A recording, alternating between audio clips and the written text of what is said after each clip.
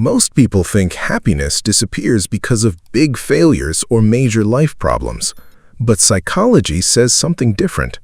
Often, it's small negative habits repeated every day that slowly drain happiness without us realizing it.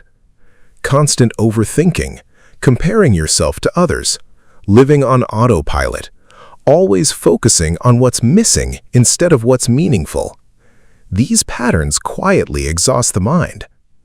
The philosopher Marcus Aurelius once wrote in Meditations, "Very little is needed to make a happy life." But modern life trains the brain to constantly chase more success, more validation, more attention.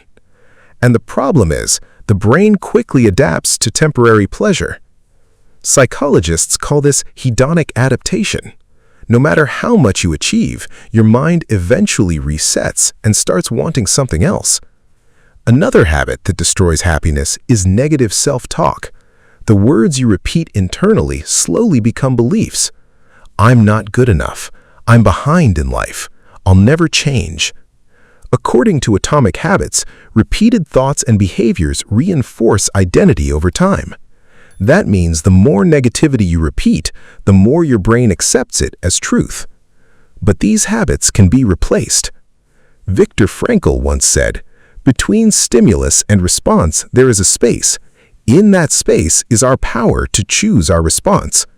That space matters because happiness is often built through small mental changes repeated consistently. Replacing comparison with gratitude. Replacing endless scrolling with real connection. Replacing self-criticism with self-awareness. Even simple habits like exercise, silence, journaling, or spending time with supportive people can slowly retrain the brain.